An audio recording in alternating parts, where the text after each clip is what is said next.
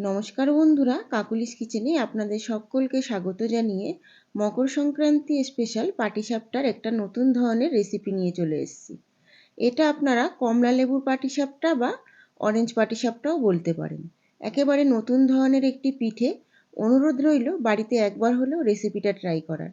আর ভালো লাগলে অবশ্যই লাইক, কমেন্ট এবং শেয়ার করবেন। চ্যানেলটিকে সাবস্ক্রাইব করে দেবেন বেল আইকন সহ। তাহলে চলুন রেসিপিটা শুরু করি। প্রথমেই আমি পাটিসাপটার ব্যাটারটা বানিয়ে নেব। প্রথমে 2 কাপ মেজারমেন্ট কাপের ময়দা নিয়ে নিলাম।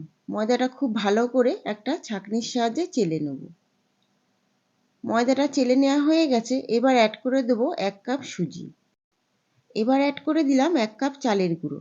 চালের গুঁড়োটাও খুব ভালো করে ছাঁকনির সাহায্যে চেলে নিলাম। এবার উষ্ণ গরম জল দিয়ে একটা পাতলা ব্যাটার বানিয়ে নেব।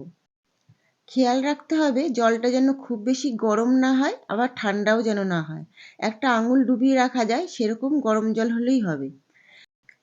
এবার অল্প অল্প করে উষ্ণ গরম জল দিয়ে একটা পাতলা স্মুথ ব্যাটার বানিয়ে নেব। জলটা একেবারে দেওয়ার দরকার নেই, অল্প অল্প করে দিয়ে ব্যাটারটা বানিয়ে নেবেন। এরপর অ্যাড করে দেবো 1 কাপ চিনি। ব্যাটারে আমরা খুব বেশি চিনি দেবো না, হালকা মিষ্টি দিয়ে ব্যাটারটা বানিয়ে নেব। আর পাটিসাপটার ব্যাটার চেষ্টা করবেন সবসময় পাতলা বানানোর জন্য।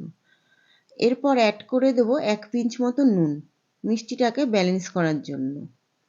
এবার ব্যাটারটা আমি ঢাকা চাপা দিয়ে 30 মিনিটের জন্য রেখে দেব। এবার আমি পাটিসাপটার ভেতরের পুরের জন্য 5টা কমলা লেবু এখানে ছাড়িয়ে নিয়েছি। আর কমলা লেবুর কোয়ার উপর যে সাদা একটা আবরণ থাকে, সে আবরণটা ছাড়িয়ে ভেতরের অংশটা একটা বাটির মধ্যে নিয়ে নেব। আমি তো বলবো বন্ধুরা একবার হলেও এই রেসিপিটা ট্রাই করবেন। আর এই শীতের সময় খুব ভালো কমলা লেবু কিন্তু পাওয়া যায়। এই সময় একেবারে পারফেক্ট আপনারা কমলা লেবুর পাটিসাপটা বানিয়ে নিতে পারেন। আমি সাদা পর্দাটা ফেলে দিয়ে ভেতরের অংশটা নিয়ে নিচ্ছি বাটির মধ্যে। ফিরে আসছি সমস্ত লেবুগুলো ছাড়িয়ে নেওয়ার পর। আমাদের প্রায় সমস্ত লেবুই ছাড়িয়ে নেওয়া হয়ে গেছে। এবার খালি পুরটা বানিয়ে নেওয়ার অপেক্ষা। তার জন্য আমি একটা কড়াই বসিয়ে নিয়েছি, আর কড়াইটা গরম হয়ে যাওয়ার পর অ্যাড করে দিলাম সমস্ত লেবুগুলো। অ্যাড করে দিচ্ছি পরিমাণ মতো চিনি। খেয়াল করে দেখবেন চিনি লেবুটা কীরকম মিষ্টি আছে। যদি একটু টক থাকে তাহলে চিনিটা একটু বেশি পরিমাণে অ্যাড করবেন। এবার খুব ভালো করে চিনি আর কমলা লেবুটা নাড়িয়ে চাড়িয়ে নিয়ে অ্যাড করে দেবো বেশ খানিকটা খোয়া ক্ষীর। এখানে প্রায় মেজারমেন্ট কাপের 1 কাপ মতো খোয়া ক্ষীর আছে। খোয়া ক্ষীরটা অ্যাড করে দেওয়ার পর বেশ 4-5 মিনিট হাই ফ্লেমে একটু নাড়িয়ে চাড়িয়ে নেব। অ্যাড করে দিলাম 1.5 মালা কোরানো নারকেল। একটা নারকেলটা পুরো কুড়িয়ে নিয়েছি, আর একটা নারকেলের হাফ মালা কুড়িয়ে নিয়েছি। মোট 1.5 খানা নারকেল কোড়া আছে এখানে, মাঝারি সাইজের।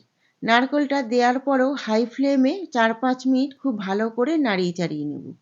নাড়িয়ে চাড়িয়ে নেওয়ার পর দেখুন নারকেলটা কিন্তু বেশ অনেকটা জলজলে হয়ে গেছে। আমাদের জলজলে ভাবটা টানিয়ে নিতে হবে। তার জন্য খুব ভালো করে হাই ফ্লেমে এটা অনবরত নেড়ে টানিয়ে নিতে হবে। আর যদি মনে করেন খুব জলজলের ভাবটা রয়েছে তাহলে পরে একটু ময়দা বা চালের গুঁড়ো অ্যাড করে দিতে পারেন পুরটার মধ্যে। পুর আমাদের তৈরি হয়ে গেছে। এবার পাটিসাপটা পিঠেটা বানিয়ে নেব। তার জন্য অ্যাড করে দিলাম একটা ফ্রাই প্যানে সাদা তেল। সাদা তেলটা ব্রাশ করে দেওয়ার পর 1 হাতা আমি যে ব্যাটারটা বানিয়ে রেখেছিলাম সেই ব্যাটারটা দিয়ে ঢাকা চাপা দিয়ে রেখেছিলাম।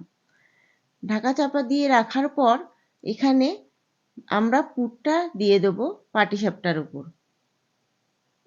পুরটা দিয়ে এবার ভাঁজ করে নেব পাটিসাপটার শেপে। দেখুন আমি যেভাবে ভাঁজ করছি সেইভাবে ঠিক ভাঁজ করে নেবেন। আর খুব সহজেই তৈরি হয়ে গেল কমলা লেবুর পাটিসাপটা। এভাবে আপনারাও বাড়িতে বানিয়ে নিতে পারেন। আমি আর একটা পিঠে বানিয়ে দেখিয়ে দিচ্ছি। দেখুন কত সুন্দরভাবে পাটিসাপটা পিঠেগুলো তৈরি হয়ে গেল। আশা করব আজকের রেসিপি আপনাদের খুবই ভালো লেগেছে।